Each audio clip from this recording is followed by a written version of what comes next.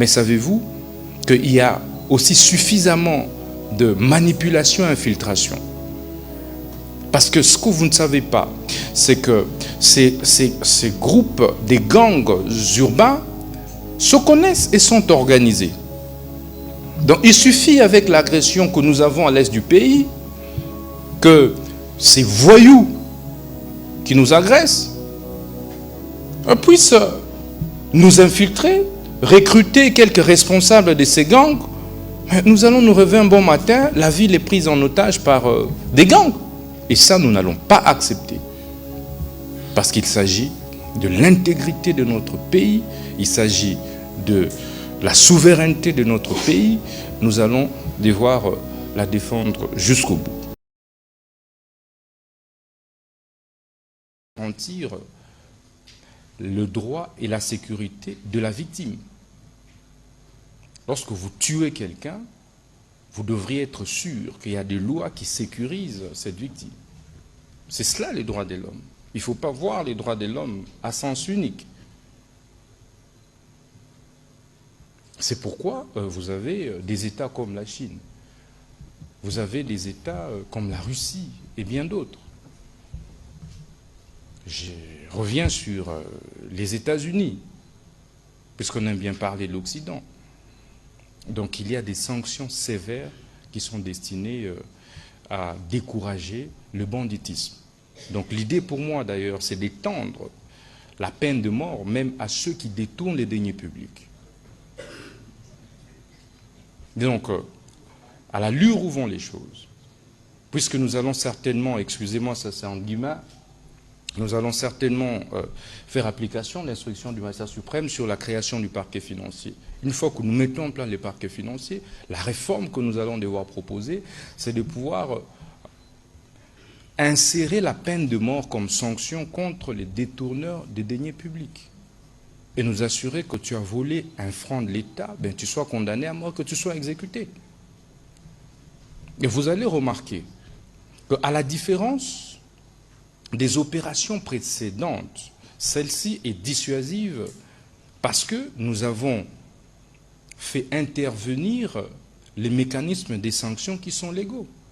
Jadis, c'était on arrête, on met dans le cachot et après il négocie pour libération. J'ai été scandalisé lorsque nous étions en train de convoyer la dernière vague, mais il y a un Koulouna qui a menacé un journaliste devant nous. Les images sont là, en disant que Narobi Makaka, donc je finirai par sortir et je vais te tuer toi. Nakangi Longinayo. Est-ce que vous le savez? Et donc, ils ont été habitués à la largesse de la justice, à la largesse des forces de l'ordre. Et j'aime bien la plupart des compatriotes qui nous soutiennent et soutiennent cette initiative du gouvernement, ils disent, tant que tu n'as pas encore subi l'agression, la barbarie des Koulouna, de ces bandits, de ces gangs urbains, ben il sera facile pour toi de passer à la télé, aux médias pour crier aux droits de l'homme. Et donc je crois que c'est un travail d'ensemble. Il y a même des parents qui se permettent de fabriquer, de créer, d'encourager les banditismes urbains. Les enfants sortent, volent, pillent, tuent et ramènent les butins à la maison. Et lorsqu'on les recherche, ils les cachent. Nous disons que même ceux-là seront désormais poursuivis pour complicité du banditisme urbain. Donc il ne faudrait pas, au-delà de tout ce que nous pouvons dire, le gouvernement fournit suffisamment d'efforts. Le gouvernement de la République déploie suffisamment de moyens, il faut le dire, pour pouvoir encadrer les jeunes. Mais savez-vous qu'il y a aussi suffisamment de manipulation et infiltration? Parce que ce que vous ne savez pas, c'est que ces groupes, des gangs urbains, se connaissent et sont organisés. Donc il suffit avec l'agression que nous avons à l'est du pays, que ces voyous qui nous agressent puissent nous infiltrer, recruter quelques responsables de ces gangs.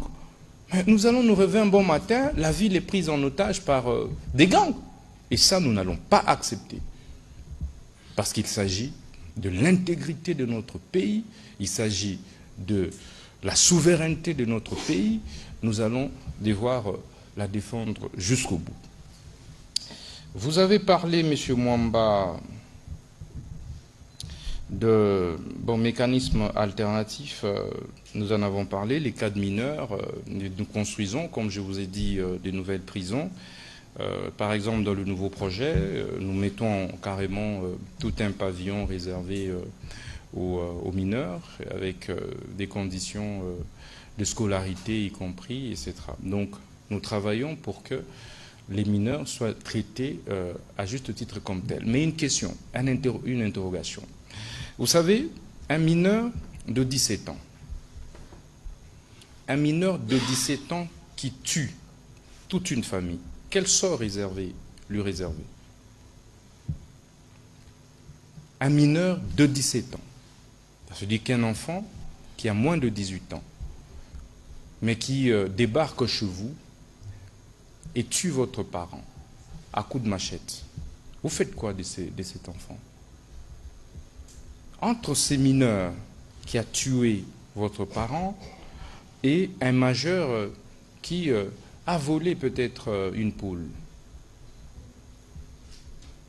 qui en principe devrait bénéficier de la clémence de l'État?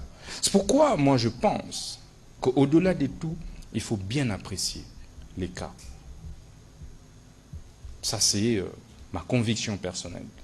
Qu'à un moment nous avons été emballés et nous devons nous regarder en face. Quelles sont les réalités de notre société? Et légiférer en fonction de cela. C'est de cette façon que nous allons sortir.